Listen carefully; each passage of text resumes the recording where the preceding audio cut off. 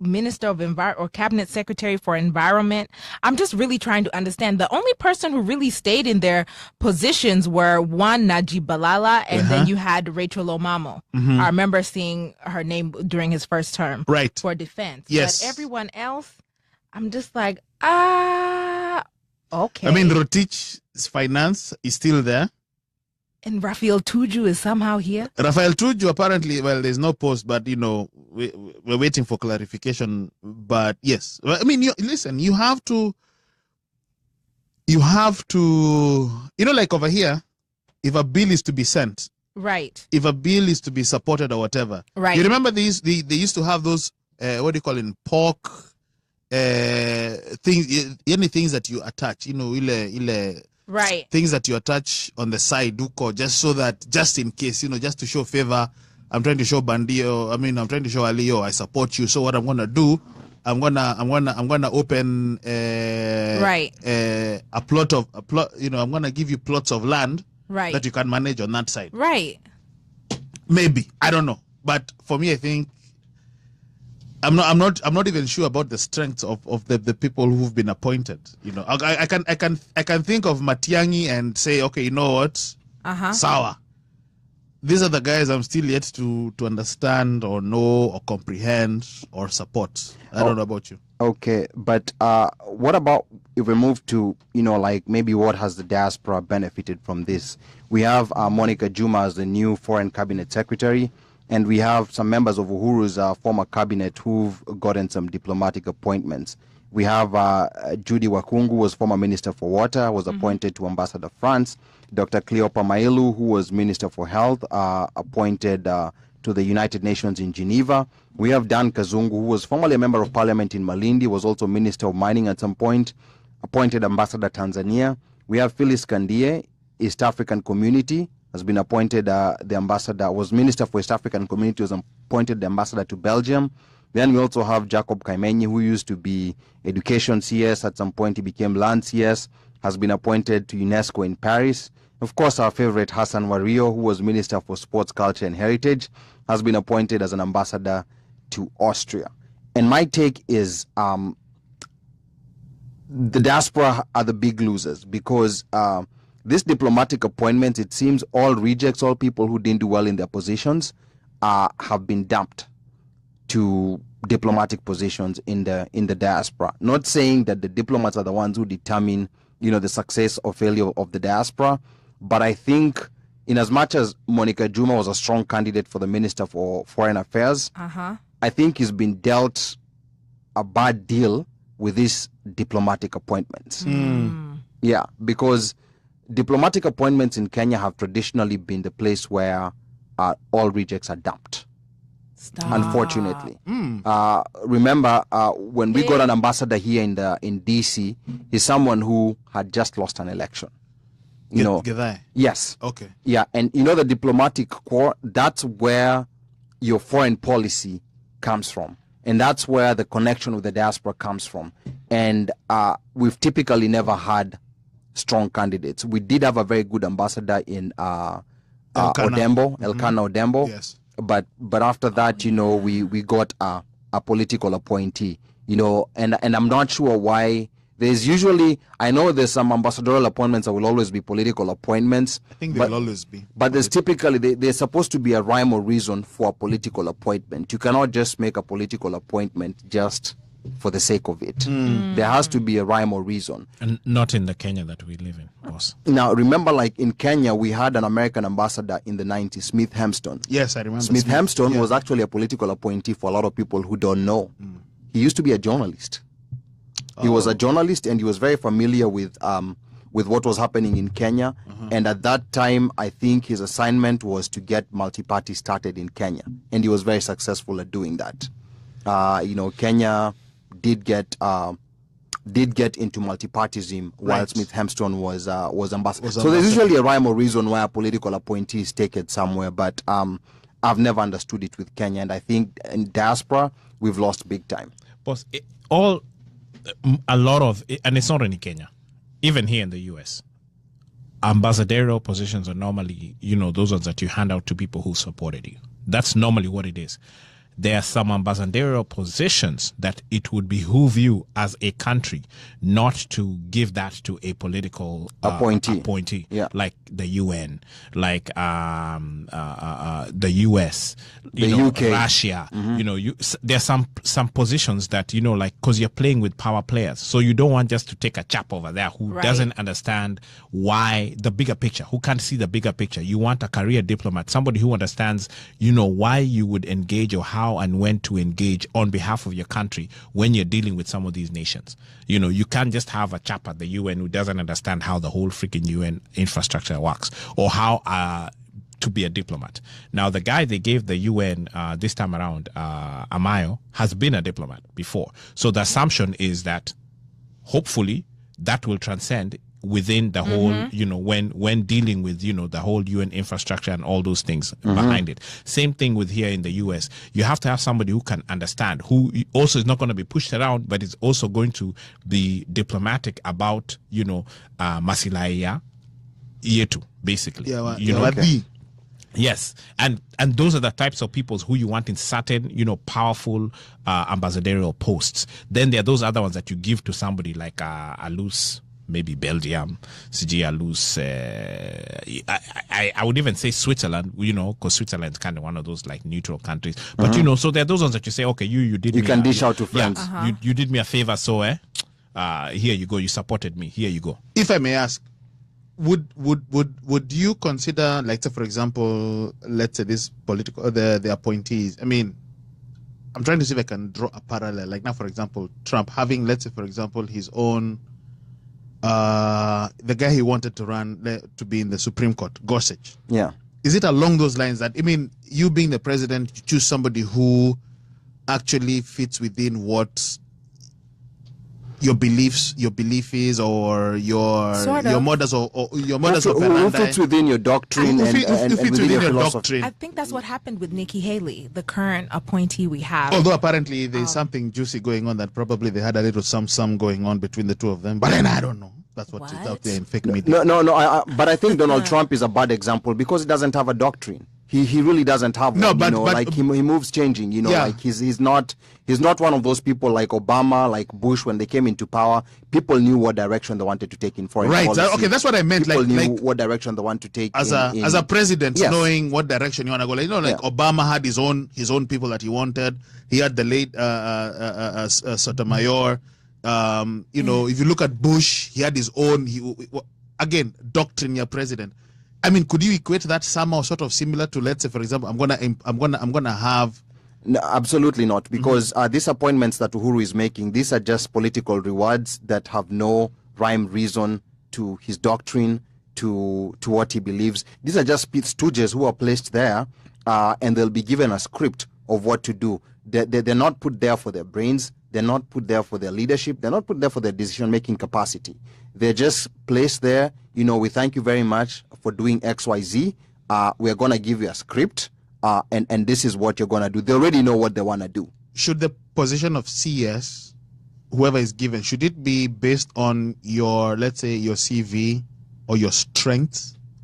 If, let's say, for example, you've been in the hotel industry, you've worked, let's say, in, you've done tourism or whatever, would someone like that fit to be put in, let's say, the tourism docket? If you have got an experience, let's say, if either you're a doctor or you are a nurse, or let's say you managed a hospital or two. You do not necessarily have to have professionally, trained in that particular industry, but you have to have an understanding, of what's going on in there. If it's the health sector, you could have been, someone in finance, but maybe you've worked somewhat, with the health department, and you understand, what is required in that particular department. But in this case, Amina Mohammed, for example, she was moved from foreign affairs, where she had high expertise, to education. No rhyme or reason. You go there, we'll give you a script, and that's what's going to happen. And to conclude this, I just wanted to know,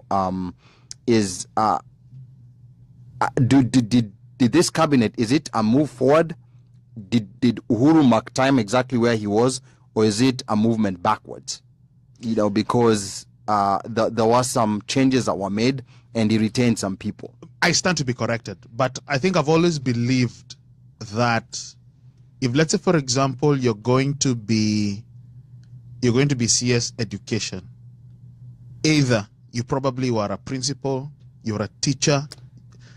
I could be wrong, but I believe you're wrong. No, and that's what I believe. I think there has to be some sense or some semblance of knowledge in terms of, let's say, for example, education, understanding how the process works. If, let's say, for example, you're going to be the CS for devolution, there has to be either a management or some sort of skill, experience, something that allows you the ability to really comprehend what is at stake and how you can actually effectively run it and make devolution a success. That is what I believe.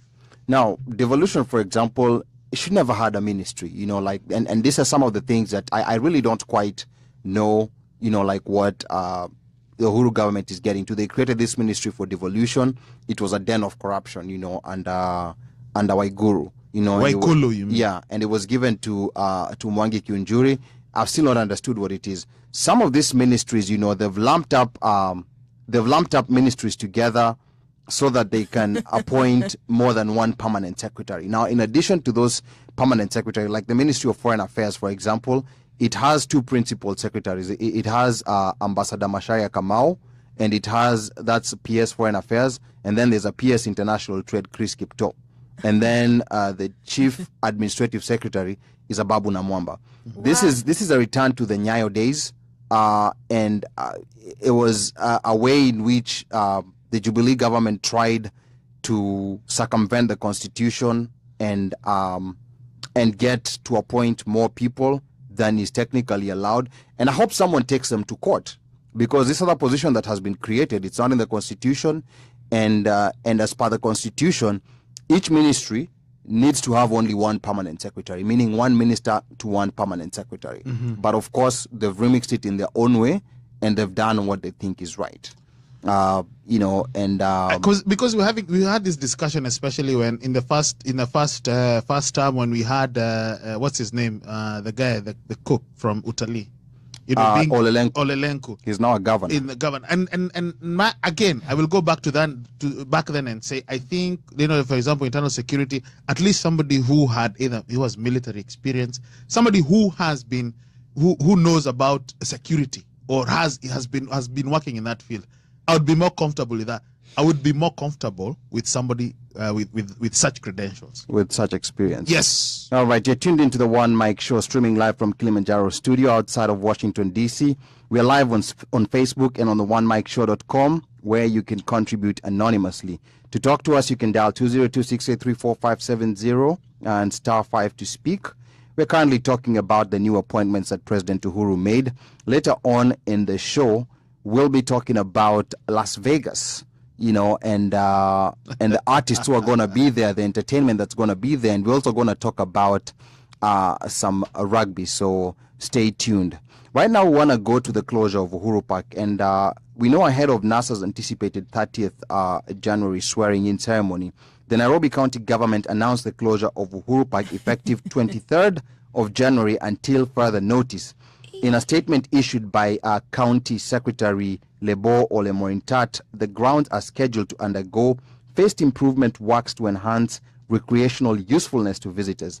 The statement further reiterated that during the closure, the facility will be out of bounds for any public gatherings and meetings. However, according to Citizen Digital, a church group called Nairobi Business Community had sought a permit to use Uhuru Park on the 30th of January, the same date as NASA's ceremony was scheduled to take place. The business community claimed to have been allowed use of the venue and announced its plans to hold a free medical clinic targeting street children who would wish to get circumcised. So, to get us started with this, this move was clearly designed to scuttle NASA's plans to coronate Raila as the president of the People's Assembly. Why does Jubilee fear this swearing-in ceremony?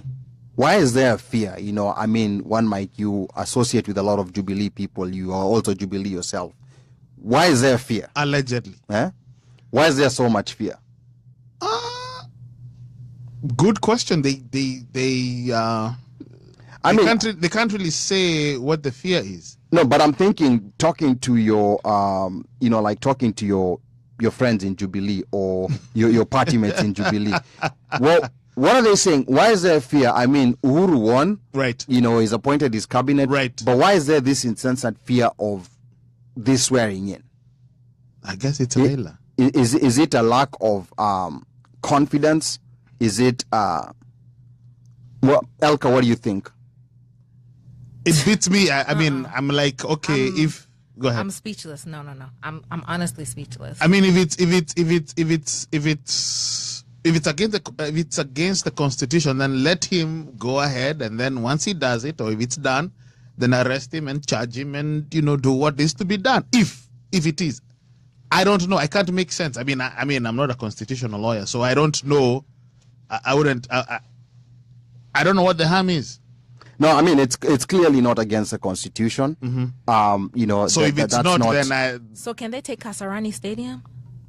They could. I mean, I think because they chose Uhuru Park, then they're like, okay, we're going to do renovations. Now, question is, if they decide to take it to Kasarani, then what's going to happen? Good question. They'll be renovating, or maybe there'll be an event. Or they might be told that they didn't ask for a permit in time. Because you have to get a permit. Yes. Okay. So pretty much, if we could get a Jubilee person to call in and chime in. Pretty much, I think right now, and Sikwa Ubaya. And I'm not one. I think right now, all venues are pretty much are going to be like under a lot of scrutiny. So like the only way that you're going to sneak in to get a venue or a legit venue is you're going to have to come in back door. Because even the application for Uhuru Park supposedly was Nairobi business community. Yeah, and the business community actually claimed to have been allowed to use the venue and announced its plans to hold a free medical clinic targeting street children who would wish to get circumcised. Wow, or maybe Prophet Award. They can use Prophet Award to say he's having zero chance, and no one is going to get it. Not for that day. That day, everything is going to be shut down. Unless they do it in court. I saw a letter from. I mean, I don't know. It could be fake. I mean, with in this day. Oh no, that letter from Maraga is allegedly fake. It's fake. Allegedly, it's fake. Allegedly, he even came out and he said it was fake. Okay, yes, allegedly. There's a video. I'm like, Maraga said it. I am telling you this, but there's so much this misinformation. You're like, huh? Again, and I think going back to last week's show, we were talking about media, and I mean, it would be nice if there was clarity constitutionally. Right. What like now, for example, here we discuss how the and I think we're going to talk about like the shutdown and what constitutionally, what this, that, the other, what they can do, what was the process, the rules, uko akuna. But there's no, like as far as the swearing in is concerned, there's really nothing against the law. It's a president being sworn in for the People's Assembly. Mm-hmm. There's nothing against the law. Like people might argue, like, oh, it undermines the president or whatever. But technically, there's nothing against the law. We have presidents being sworn in all the time. President of Law Society, president of Kotu, president of this, that.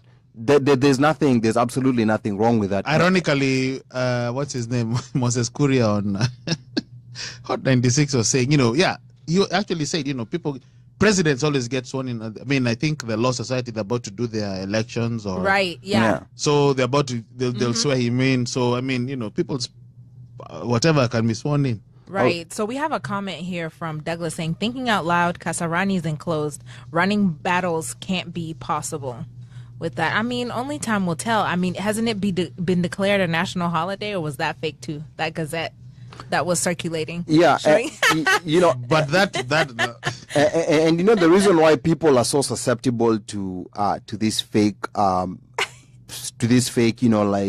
images doing rounds on WhatsApp, even the screenshots. The reason why people are so susceptible to it is because people have become mentally lazy. Right. People have become mentally lazy, and they want to accept anything they're given. I mean, if you're going to buyer beware to get your daily dose of news. And have you seen now the admins of buyer beware have been doing media rounds because of No the way. KNH scandal. Yeah, they've been doing media rounds on Citizen, in Swahili, on NTV. If you go to the admin's Mildred Atiso's page, and there's another admin, they've been posting, their upcoming interviews as they happen right before. Yeah, they've been doing rounds because of KNH, because they dropped the story first. And I think we're going to be talking about that in the second part of the show, where we'll be talking about, the rape culture. No, we'll talk about the rape culture then, but the fact that people got their news from Buyer Beware, and now the admins are the ones being interviewed by the media. Because that goes to your story, Yeah, and unfortunately, if this is true, what was happening in Kenyatta Hospital, I want to believe it's true. The media should have been there a long time ago. Right. Way before. They should have been there a long time ago, Way before. did an expose, and this is very unfortunate. Very unfortunate. Yeah, this is very unfortunate. And it's so sad that you have, people like now the governor of Nairobi, for example, Mike Sonko, going back to this swearing in thing. There was a previous incident where, poop was smeared at some ground in Jacaranda. Yeah. Yeah. And I'm like, there was a forgive, there's a shitload. yeah. And I'm like, how much lower can we go? And I was in Kenya. I was in Kenya this December and January, and I can tell you one thing that I noticed that I did not notice in my previous visits to Kenya is that people have lost hope. Like a lot of people are just on autopilot. They're like, okay, we're just gonna keep moving. That was my feel. Like I've been to Kenya multiple times. I've never had that feeling like I've had this time, and this includes, like even the Jubilee supporters. I think Jubilee supporters are in a position where they don't know what to do because they want to celebrate their party won, but again, like they go back and look at their bank accounts. And they're like, what is there to celebrate? And they're looking at the current government, and they understand that there's nothing that different that they're gonna do. And there's some, like even when you look at social media, some people who are, let's say, very critical of Raila, but pro Jubilee. However, like with the announcement of the cabinet, you sense frustration, and especially with the names listed and posted, and we're like, are you kidding me? It was what was Uhuru thinking? What is he thinking? You're supposed to put in people who are supposed to be effective, right? And then they listed down, like some majority of the CS is like Jubilee, one or two maybe Ruto. So again, and I think I was telling you, like, if anything, with UK, with it being UK's last term, how hard would it be? And by the way, because I'm not sure, maybe Ali can help. How hard would it be to put in people either loyal or support Ruto? Because if that's going to be the heir apparent, you put in people who will probably be used, for progressive momentum. Building the momentum for, progressive. But heir apparent to who? To what? UK. To UK. But in terms of him guys, being vice president, guys, deputy, whatever, to take let's over. Be serious. 2022. Let's be serious. You're trying to say it's PK for 2020? No, I mean Ruto is not the heir apparent to Uhuru. I mean, it is clear. It is very obvious. It had been obvious, and I don't even know why people are still talking of him as the heir apparent. And the reason I say this is not even based on these cabinet appointments. I'm just basing this on the record of Mount Kenya voting from when we had multi-party. It's not going to change in 2022. I'll tell you this, speaking to my Jubilee fans, the Jubilee supporters, my consult with them. Utamakians. People are split in terms of whether to support Ruto or not. There's a split. Now, the fact this that you might all be are split anyway. No. There's a split. Yeah. I mean, and when I say split, I'm not saying that it's 50-50. There are those people who are like, no, forgive but don't forget. But then they're like, you know what? For them, this guy helped Kamwana. So there's that kurudisha, kurudisha.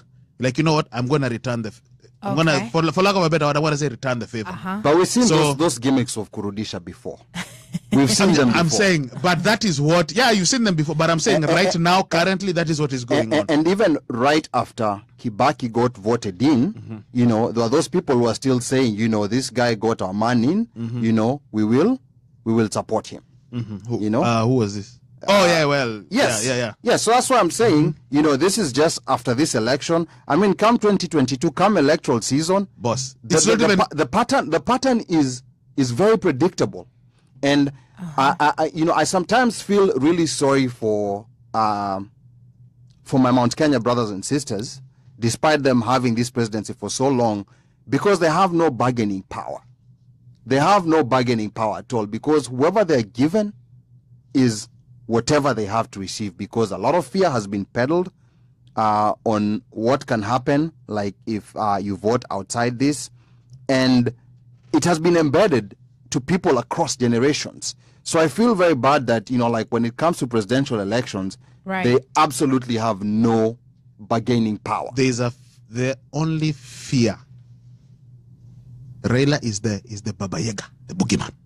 No, Raila is just a boogeyman. That's the guy. Raila if there was somebody else, if let's say there was Kalonzo or whatever, let me tell you, if right now, and I stand to be corrected, but I know Raila is just the current boogeyman. In fact, if anything, anywhere, Raila is just the current boogeyman. Yes. There's always been a boogeyman, and Raila will go. Raila will always be the boogeyman. Prior to that was M1. Raila wasn't. That's what I'm saying. It was M1. Prior to that was M1. That's but now that's what I'm saying. Raila wasn't always a boogeyman. No, he always was. So M1. So M1 was the boogeyman. Yeah. He came and he left. A new boogeyman was created. Raila, he came. He became the boogeyman. He's a boogeyman, and he's gonna go. Guess who the new boogeyman will be? Ruto. And Ruto is a very easy boogeyman. He's a very easy boogeyman because he has blood in his hands. I've always said this, and this is supported. The reason is not supported, but Raila became the boogeyman, especially after 07 and whatever transpired. Because to this day, many people blame him. Mount Kenya. Blame him. But Raila was already the boogeyman before 07. Let's be clear. He was already the boogeyman before 2007. Yes, he was. Yeah. But the foundation was solidified. The full upload happened. So that concrete ride. Yeah. But I understand the discomfort that one Mike has, and that's why he's really pushing this narrative. Okay, hold on. What discomfort do I have? I understand the discomfort you have, and a lot of people who are within, I don't have a discomfort.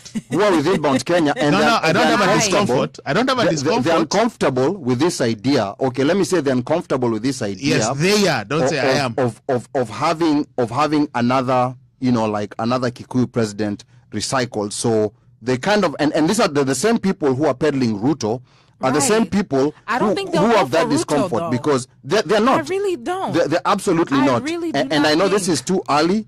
We have to wait. We have to wait for 2022. Just wait. Peter Kenneth will now emerge as Peter Kenneth huyo yake ikwisha. No, we can't say that, because because in 2002 when Uhuru lost, people were making all these sort of jokes about him, and then all of a sudden he became the next best thing to toasted bread. So that's why I'm anything that will come from any support that Mount Kenya will give in 2022.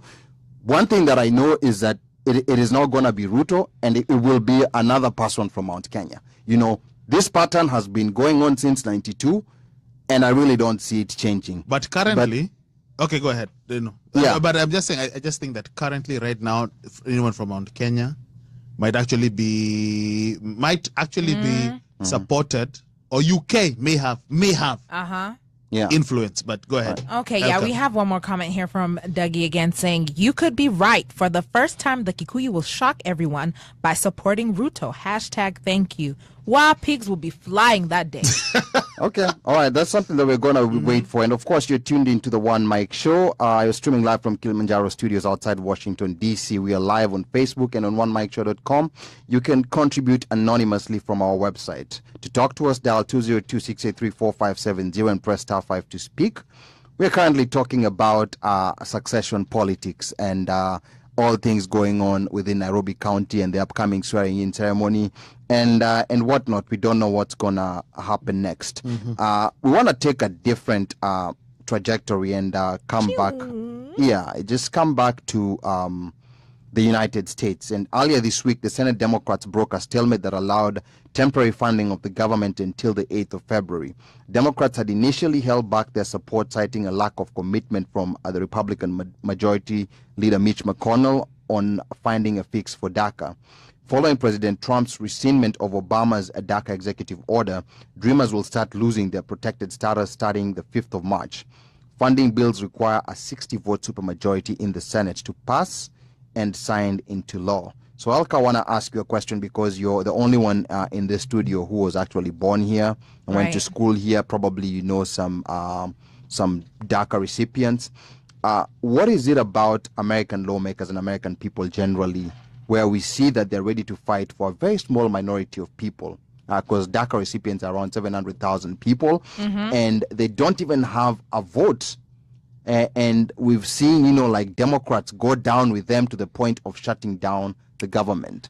Where can Kenyans learn from this? Okay, so I think let's just back on up a minute because we are attempting to rationalize something that is very irrational. And I will say this here. Democrats do not care about DACA. DACA was just the latest scapegoat to try to strangle, Trump into conceding to something that, Obama helped push through.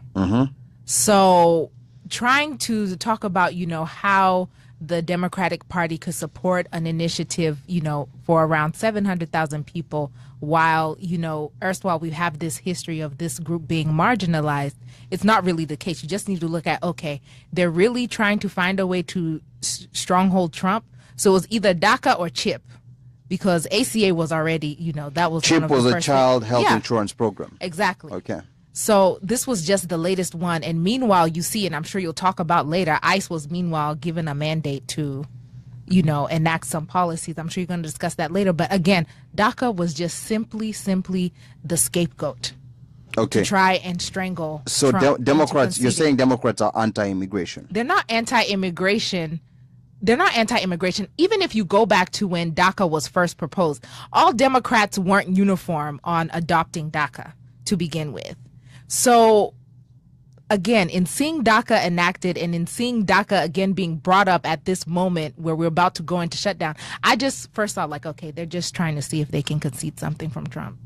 Okay, so you're saying once this is over, I'm really trying to understand, where you are with as far as the Democrats. Are you saying all the Democrats, like a certain percentage of the Democrats, or because you've made a very general comment in as far as DACA is concerned? Because there's quite a number of Democrats in the Senate and in Congress who've been talking about this for a very, very long time. Of course, they don't have enough numbers to pass any meaningful legislation.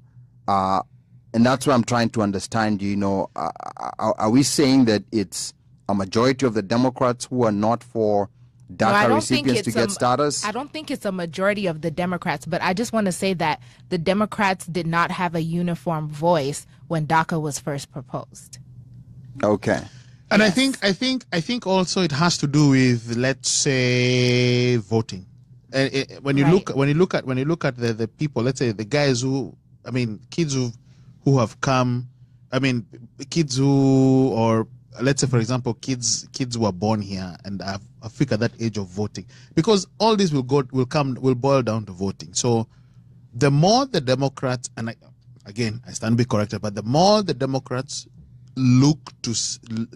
are seen to support immigrants, right, and the value, and you came here to look for a better life from a shithole country, and all that.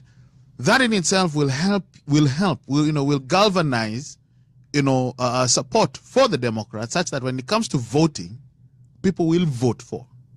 People, when they become eligible to vote, they'll vote for the Democrats, because the Democrats have fought either one for, for the DACA recipients, so that, there's a path to citizenship for the kids, or the kids that have been born here, and they see that the Republicans are themselves trying to separate or tear down families. When they come to that age of voting, it will be known that the Democrats tried, but the Republicans, having majority in the House and the Senate, tore me away from my mother and my father, or my father. Right. And every election cycle, we see the two parties, start to spin their platforms outward, meaning that it's even harder to find like a middle ground or just, moderate stances within both parties. It's just like, how can I be the complete opposite, especially with the new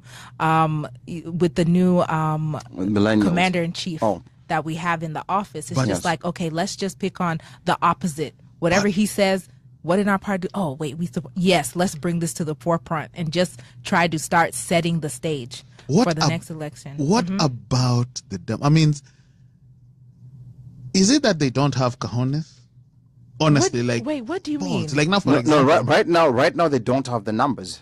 They may not have the numbers. They don't have the numbers. But like for the shutdown to have happened, there needed to be 60 votes in the Senate, right? Yes.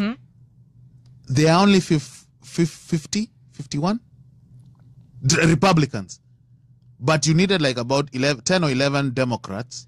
They never hit 60 anyway. Yeah. Yeah, I mean, they never hit 60, but something happened, and something happened. There were some Democrats. They agree. No, I'm saying this. During Obama, when Obama was president, there was a government shutdown. Who were majority? Were the Democrats majority or Republicans? Republicans. And they shut it down. Yeah, they were majority. Shut it down. And how long did they shut it down? Not even 2 days. It was like 16 days. Yeah, Obama's shutdown, it was like 16 3 days. weeks, Yes. about 3 weeks. And I'm like, okay. But I think Democrats. No, but I think, I could be wrong. I think people are not looking at the bigger picture. I think what Chuck Schumer did and the Democratic leadership was a strategic retreat. And I think that was a good idea.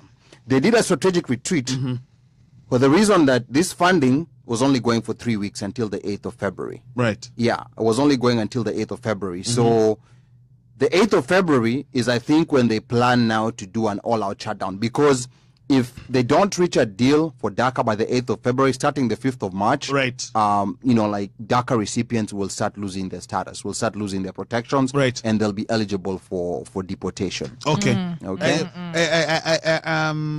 That's what I was thinking. I'm thinking, okay, you know what? They've been given 3 weeks. Yeah. Let us see because I think the agreement was, okay, you're going to table this and we're going to discuss. You're going to table this on the floor, whatever it is, and we're going to discuss DACA.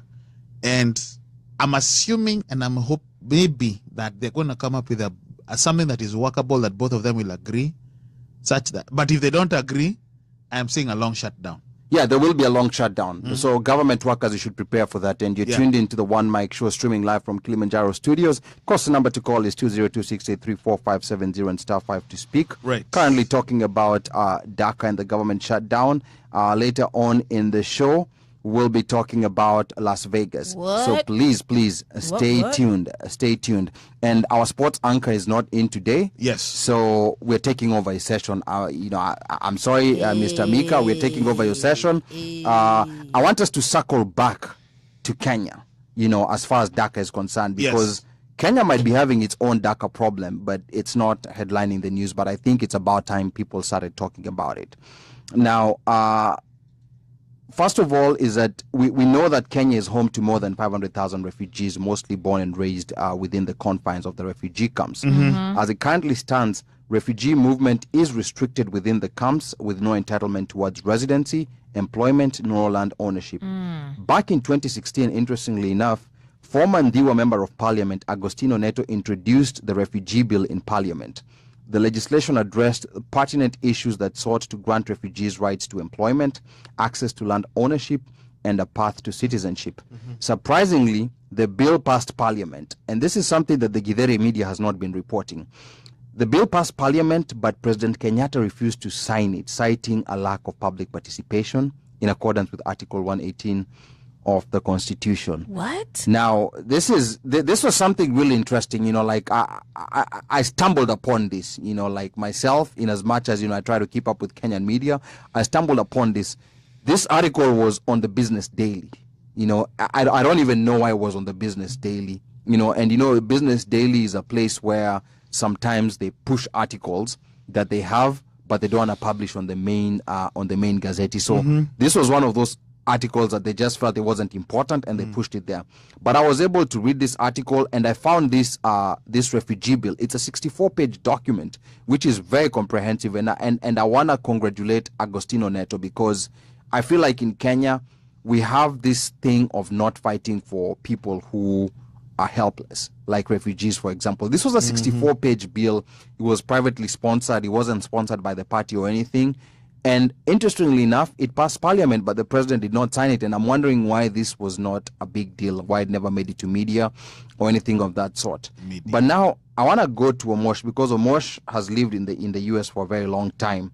And wow, so we're just doing a round robin. First it was me put on the spot. No, you were now born it's here. Omosh. You guys see what we endure with? Yes, you see you were what we born endure here. here in the studio, guys? All for you. All for you. Omosh has been All in the for our US longer listeners. than you. But anyway, that's a story for another day. But Allah. But being in the US, having lived in the US all that time and knowing about DACA, what would you tell Kenyans who have a nonchalant attitude towards, like refugees who are especially born and raised in Kenya?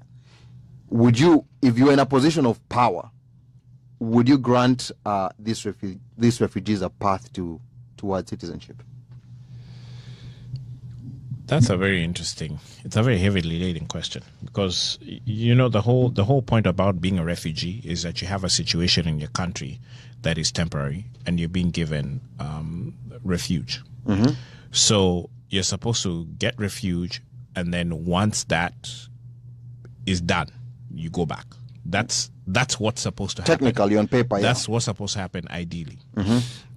Now, the other thing about it that then becomes, like the powers that be and what people are going to do is that at a certain point, when one has lived, say, outside of their native land longer than they've lived in their native land, then will they even have, it's like you almost don't have the roots anymore. Your roots are now in your new home.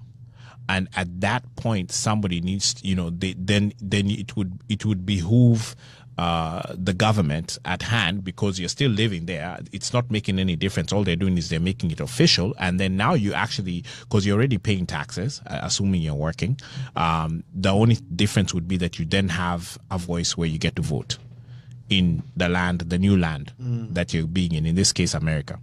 So, based upon how long one has been a refugee, I would grant citizenship based upon how long they have been. I'm talking people who are born. Imagine if you were born in the Dab refugee camp in 1995. How old are you right now? You're 22 years old. You're 23 years now old. You see that, and that you were born in the Dab. I think you got that, a Kenyan education. You speak Swahili. Yes, and I think the problem with that is the laws, the international laws. That's where pretty much the UN, they need to go back to the UN, the whole UN convention and all that stuff, because a lot of this stuff is all UN based. They already sat down and decided, okay, these are the rules of engagement. Even if you're born in a refugee camp, then you're gonna you don't take citizenship of the country that you're born in, because the only other people who have that happen normally are diplomats, where they say, okay, you know what, even you're not going to take, and in fact, even with diplomats, I think it's some people, it's tricky. The one with diplomats, I think sometimes it's tricky. Depends, I think, on the paroles, also on how they apply for the birth certificate, because some of them end up taking citizenship of the country that they were born in when their parents were diplomats, or they'll be considered a citizen of the country of their parents' origin. You understand what I'm saying? Yeah, I've had so that. it depends, I think, normally on the parents, like how they actually went about getting the birth certificate, whether they used their diplomatic clout or they didn't use a diplomatic clout at the time of birth of the child.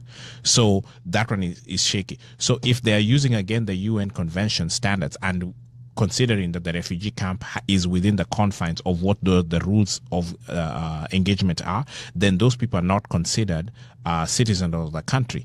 I think it sucks, but I see why they do it, because then they are not trying to encourage people to come in as refugees. That's basically the owners behind it. But there should be some sort of way that you say, for instance, Dadaab, you've been here for so long.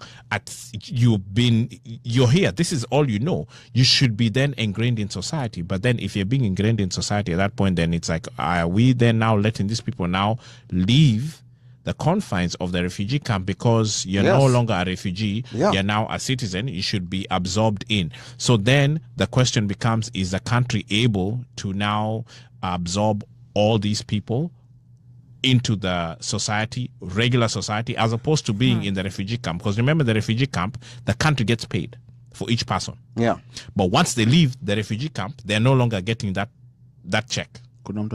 You see what I'm saying? So now they become supposedly they're no longer a profit, they are a loss, if that makes any sense. So why would I admit you at a loss? Well, I could be making money from you when I have you confined behind the fence. Okay. Right. And just to juxtapose that, do any of you all remember when Tanzania about 7 to 8 years back pretty much said all the Burundian refugees had to return to Burundi? Yes, and some of those refugees had been there for almost 40 years. That's all they knew. Yeah. That's all they knew. But Tanzania, and I wish Bandio was here, Tanzania did give some of them citizenship. There are actually some Burundians who did get citizenship. I'm sure someone had to fight for them. I'm sure there had to be a huge fight behind it. I was going to ask, based on what Omosh was saying, there may be a UN law, rule of engagement. They have it and that's if the refugees are coming via UN, because kuna ile there's that one where they're not sitting in a camp. You have come in and then you're not being thrown at you're in a camp. But my question is, can the host country set in place a law or something that states? They sure can. Yes. Okay. That's what I was asking. The host country can do whatever they want. They can do that. They can do whatever they want. And this is where I have a big problem when Kenyans say that tumesaidia wa Somali. Confining people in a camp is really not helping them. No, it's not. When they're in that camp, first of all, it's not Kenya that's paying for their stay in that camp. Okay. So let's just get that clear, because people like that, and people sometimes perceive refugees as people who are going to be takers in society. If you ever visited a refugee camp, these people are business people. Mm-hmm. They're doing business. Yes. In as much as people think that these people are just takers, these are people who I think if they're given an opportunity to go out there, they're going to do so well. They will be employing bona fide Kenyans, people who are born in Kenya. Mm-hmm. They will be employing them. Right. And that's why I think it will be, if we come up with a proper plan, it will be in the long run beneficial for Kenya, because these kids are essentially Kenyan. They are Kenyan. They are Kenyan in any respect. Fine, they do speak Somali, but they speak Swahili. They have a Kenyan education. Right. And once they graduate high school, that's kind of it for them, because there are no universities in the refugee camps. Yeah. And I don't know whether we have a caller. Let me take a caller here. He's been calling and then hanging up. Thank you for calling the One Mic Show. Hello. Although you're appearing as blocked and anonymous. Hello. Hello. Thank you for calling the One Mic Show. Hi. Yes. How you guys doing? Happy New Year. I know we're almost done with January. Okay. Yes. Happy New Year. Please tell us your name and where you're calling from. I want to remain anonymous, but I'm calling from the West Coast. Okay, Miss West Coast. Talk to us. So I've had on numerous occasions on this show, especially Ali and the lady, I don't want to mispronounce her name, complaining how you guys don't get Jubilee callers. Well, this is one. I launched one. Oh, thank you so much. Thank you. Welcome. Welcome. Thank you so much. Now, Miss Jubilee caller, let's call you Jubilee caller. We want to understand one thing, and we're going back to what we're talking about. We're trying to understand why is there a fear, of the Jubilee government and Jubilee supporters over Raila swearing in? Why is there such a fear that you're having, like Uhuru Park being closed, you're having poop being smeared in parks where they're supposed to meet? What is bringing in this fear, considering Uhuru has already won? Miss Jubilee. Well, that's, okay, I can answer that. That's a two-part question. Because when you say amongst Jubilee supporters, we don't control what the governor does. We're not the ones who issue permits. That's the government. As a Jubilee supporter, I actually wanted to see this inauguration. I had my popcorn ready for this circus. I wanted to be insane. So this whole notion of people are afraid of seeing an inauguration, I think it's just the leaders. It has nothing to do with us, Jubilee supporters. And by the way, can I suggest the Kiambu Showground is open on that day. They should talk to Babayal and see if they can get a permit. Okay, that's a good idea. That's a good idea. I'm sure no one has thought about it. Yeah. If there's somebody tuned in, they should think about it. Good idea. And as far as succession politics is concerned, 2022, is it Ruto all the way, like your fellow Jubilee supporter here, OneMic, is saying? So here's the thing. I was reading an article today on the Nation newspaper, and I saw Raila saying to Ruto, if he doesn't have his support in 2022, he will not win. Let me tell you the biggest mistake that Ruto can make is have Raila on the ticket. Mount Kenya region, even in the last election, does not necessarily vote for Jubilee because they like them. They vote anti-Raila. Okay. And me and you have had that conversation before. Okay, good. So, but you're anonymous. I don't know you. I don't know you. You're anonymous. Anonymous. Okay, go ahead, Anonymous. Hey. West Coast.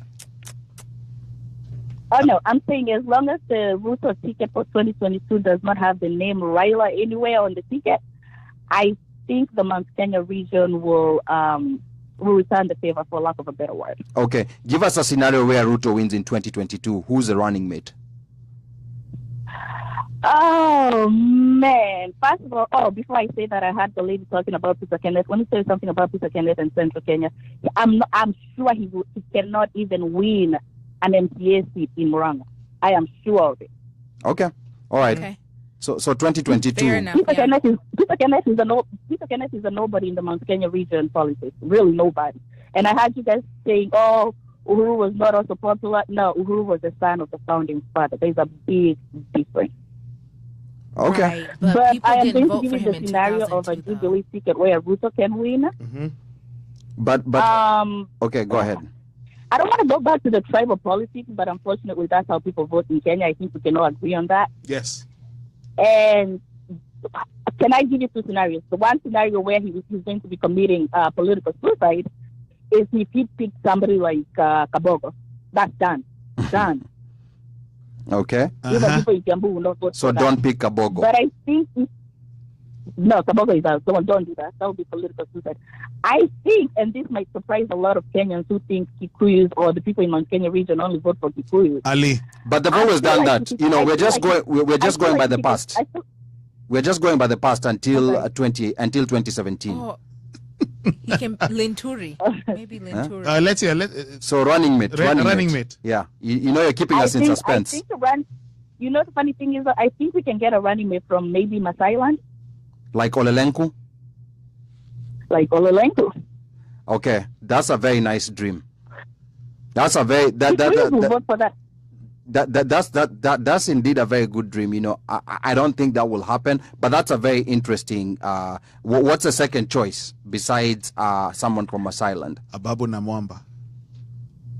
No, absolutely not. That would not work. Hey, I can. What about Mutuambas? Maybe I'm wrong because maybe Ali, you're more versed with court politics, but don't sleep on Najib Balala. Hey.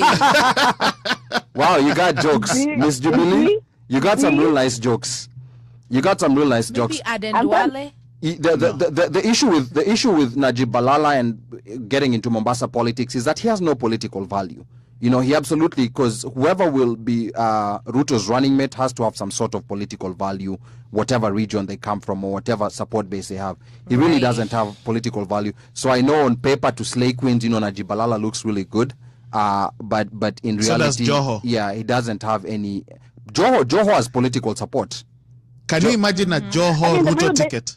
No, the real danger with Ruto, though, there is not a candidate in Central Kenya that can go on a vice president ticket. I don't see any. I don't see any either. Okay. Yeah. All right. Thank you, Miss West Coast. Thank you, Miss West Coast, Miss Jubilee. Wait. wait a minute.